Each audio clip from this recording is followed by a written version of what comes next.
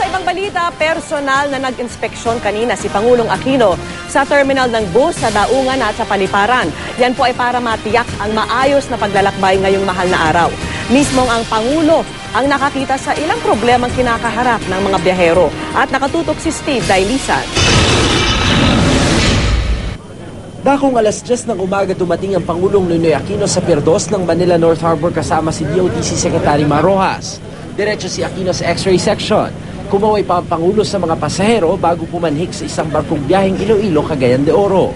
Ayon sa Pangulo, malaki raw ang pagbabago sa North Harbor Pier 2 kumpara nung nakarang taon na pawang packaging tape at sirang X-ray scanner ang sasalubong sa mga biyahero. Last year merong metal na siya, yung body scanner, di ba? Na marami mga masking tape, mga duct tape na ginagamit. Yung screen na at yung display parang inaasa na lang natin doon sa operator na sa sobrang galing niya, yung minute differences ng gray, mahuli niya. No? Dito colored na yung screen. Mula Maynila, dumiretso ang grupo ng Pangulo sa NAIA. Sa Buendia flyover, nadaanan ng convoy ni Aquino ang aksidenteng kinasangkutan ng motorsiklo at closed van. Pinaiwan ang ambulansya para alalayan ang biktima. Pagdating sa NAIA Terminal 3, dinaanan ng Pangulo ang mahabang pila ng mga pasahero.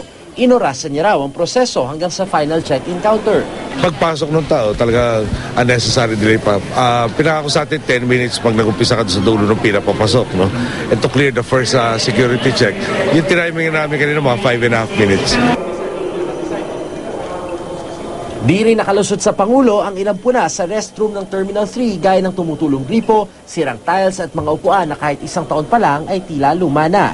Pati mga turista tinanong ng Pangulo. Ikinagulat pa niya ang pagtatagalog ng isang bakasyonistang Amerikano.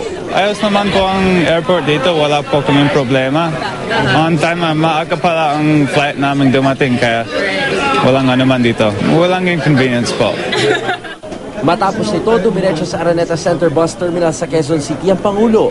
Sa ngayon, mano-mano binubulat-lat ng mga otoridad yung mga kargamento ng bawat paserong pumapasok dito sa bus terminal. Wala pa kasi yung tinatawag nilang X-ray baggage scanner, pero sa sandaling may sakatuparan na raw yung plano na Unified Bus Terminal, maaalis na raw yung ganitong eksena. Kung ikumpara sa airports, yung mga pasahero nagbabayad ng terminal fee na pambayad ng X-ray. Sa mga bus terminals na ganito, walang ganon. So gagawa ng programa para pati mga bus terminals magkakaroon na rin ng mga X-ray dahil itong mga bagaheng ito, unaccompanied, especially yung mga unaccompanied, yan ang maaaring pagmulan ng mga risk sa security.